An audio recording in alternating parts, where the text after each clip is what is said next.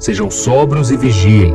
O diabo, o inimigo de vocês, anda ao redor como um leão, rugindo e procurando a quem possa devorar. Satanás e os seus demônios estão espalhados pelo mundo, pronto para destruir as pessoas e principalmente os cristãos. Foi por isso que o apóstolo Pedro deixou este importante alerta aos seguidores de Cristo. Nós estamos em uma guerra espiritual e precisamos saber como, quando e onde o inimigo pode nos atacar. E você sabia que um dos lugares que o diabo mais gosta de agir é dentro da nossa própria casa? Sim, é verdade. A nossa casa costuma ser o nosso refúgio, o nosso porto seguro, e Satanás se aproveita disso porque geralmente é nela que mora a nossa família e é o local onde recuperamos as nossas forças para enfrentar os desafios do dia a dia. Mas é preciso deixar bem claro que o que chama a atenção de Satanás não é o imóvel em si. Para ele, pouco importa se a sua casa é grande ou pequena, simples ou luxuosa. Ele está interessado mesmo nas pessoas que vivem dentro dela, pois todo ser humano é precioso e foi criado à imagem e semelhança de Deus. Por isso, no vídeo de hoje eu vou te ajudar a descobrir se existem demônios na sua casa e te mostrar como eles estão prejudicando a sua vida espiritual e interferindo no seu relacionamento com Deus. E ao final, eu vou fazer uma oração poderosa para que toda obra maligna que possa estar agindo dentro do seu lar seja expulsa em nome de Jesus. Amém? Mas antes de começarmos, já deixa o seu like e se inscreva aqui no meu canal, porque todos os dias eu tenho colocado mensagens de fé e orações para te fortalecer na caminhada com Deus. Então venha caminhar comigo, porque juntos nós somos muito mais fortes, ok? O primeiro sinal de que há demônios em sua casa: a falta de vontade de buscar a Deus. A nossa casa deve ser o lugar onde mais buscamos ao Senhor. Devemos entregar a nossa vida a Ele quando acordamos, louvá-lo por suas bênçãos durante as refeições e agradecê-lo por mais um dia de vida antes de dormir. Além disso, o próprio Jesus disse: quando você orar, vá para o seu quarto, feche a porta e ore a seu Pai que está no secreto. Então seu Pai, que vê no secreto, o recompensará. Olha isso, irmãos. Uma pessoa que está sendo atacada espiritualmente dentro da sua própria casa, provavelmente vai perder a vontade de buscar ao Senhor. Ela pega a Bíblia para ler, mas não consegue se concentrar por causa do celular, da televisão ou de qualquer outra distração. E quando vai orar, logo pega no sono, por mais descansada que ela possa estar. E sair de casa para ir à igreja então? Nem pensar. Essas pessoas usam todo tipo de desculpa para não ter que buscar ao Senhor. Elas não saem de casa por causa do frio, do calor, da chuva ou então da pandemia. Pois é, esses cristãos dizem que não vão à igreja para não se contaminarem com o coronavírus.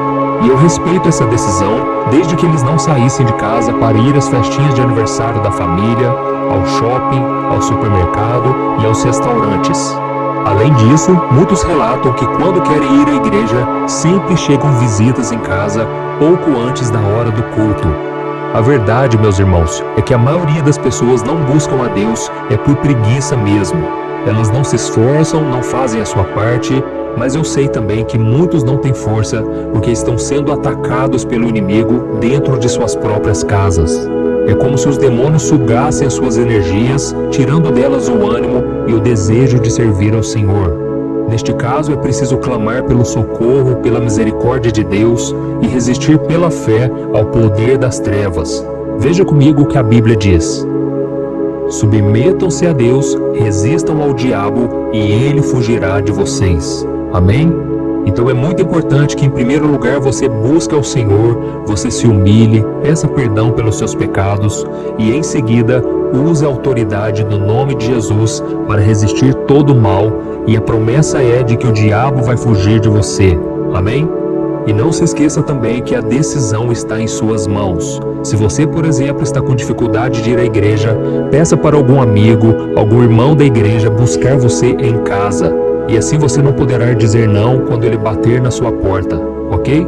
O segundo sinal de que existem demônios na sua casa é que tem acontecido muitas brigas e desentendimentos.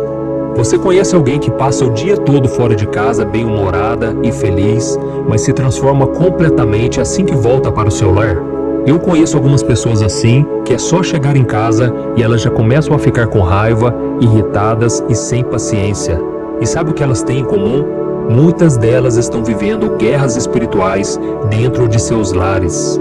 É claro que lidar com as pessoas da família não é nada fácil, mas o que eu estou falando aqui é dessas pessoas que vivem xingando e brigando com o seu cônjuge por qualquer motivo bobo. Brigam com o filho porque ele colocou o pé em cima do sofá, xingam o cachorro porque ele fica fazendo barulho demais.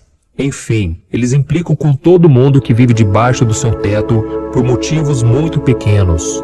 E é claro que é preciso analisar se esse é um problema emocional que a pessoa está passando, mas pode ser também espiritual, o que é muito comum, viu?